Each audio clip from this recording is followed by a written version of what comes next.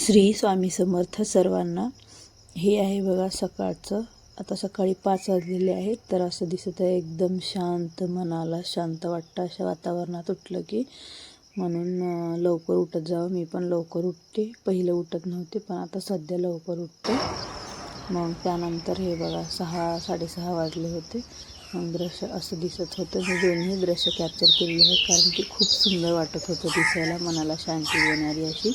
तर आज होता गुढीपाडवा. गुढीपाडव्याच्या सर्वांना हार्दिक शुभेच्छा. मग त्यानंतर मला जायचं होतं आमच्या सासूबाईंकडे कारण की आम्ही तिकडेच गुढी वगैरे उभा करतो. मग दुकानला आली होती दूध वगैरे नेण्यासाठी. मग दूध, बिस्किट आणि भाजीला काहीतरी नव्हतं म्हणून सोयाबीन घेतलं. मग त्यानंतर यांना डबा बनवून द्यायचा होता. यांना दिला डबा बनवून. मग हे सगळं सामान वगैरे घेऊन चाललेले हे घरात काय आहे. पूर्वी उठली असेल, आता उठल्यानंतर तिचं काहीतरी वेगळंच असतं.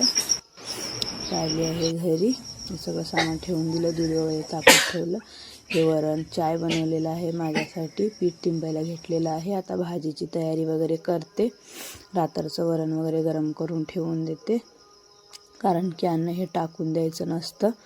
मग त्यानंतर चहा वगैरे पिऊन घेते. चहा पिऊन गेल्यानंतर देवाची पूजा वगैरे करायची आहे. घरातली दुसरी कामं वगैरे उरकायची आहेत. सगळं उरकून मग जायचं आहे सासूबाईंकडे. मग नंतर जायचं आहे देवाला. हे बघा ही उठलेली आहे.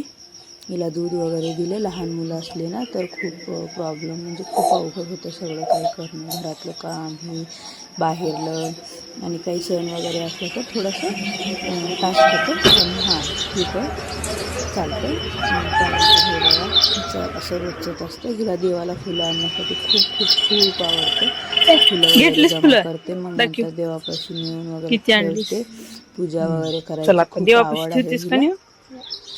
आता हे बघा सगळं नेऊन देवापाशी ठेवते. मग त्यानंतर आज गुढीपाडव्याला आमच्या इकडं पुरणाची पोळी वगैरे बनवतात. या दोघांना आंघोळ वगैरे घालून तयार करून न्यायचं आहे मला. मग या दोघांना आंघोळ वगैरे घालून तयार करून आम्ही जातो आमच्या आईकडे. आणि तिथं गेल्यानंतर तुम्हाला तिथलं सगळं दृश्य वगैरे दाखवते. त्या अगोदर ताईंनो, मी पण याच्यामध्ये नवीन आहे. मला पण तेवढा एक्सपिरियन्स नाही अजून लॉंग व्हिडिओमध्ये बोलायचं. तर तुम्ही मला सपोर्ट करा प्लीज. आणि माझ्या चॅनलला लाईक, शेअर, सबस्क्राईब वगैरे करा कारण की तुमचं एक लाईक, एक शेअर, सबस्क्राईब हे मला पुढे जाण्यासाठी खूप महत्त्वाचं आहे. चला मग व्हिडिओ कंटिन्यू करा. हे रोज सकाळचं रुटीन असंच असतं. 2 लहान मुले असले ना तर त्यांचं दोघांचं, तो अजून उठला नाही, तो तिकडे झोपलेला आहे, तो आणि त्याचे पप्पा. ही उठली आहे. ही स्वतःची कामे सर्व स्वतःच करते. ते बघा तिला कप उचलायला सांगितलं तर नेऊन ठेवत आहे बाहेर. मग त्यानंतर सोयाबीनची भाजी वगैरे बनवली, चपाती वगैरे, यांचा डबा दिला तयार करून. मग आता हे पण आंघोळ वगैरे करून कामावरती निघाले कारण की यांना नव्हती सुट्टी. मुलांना तर सुट्टी होती, मलाही सुट्टी नव्हती. पण सगळं सण वगैरे साजरा करूनच मग मी गेली होती कामावरती. तर हे बघा हे का.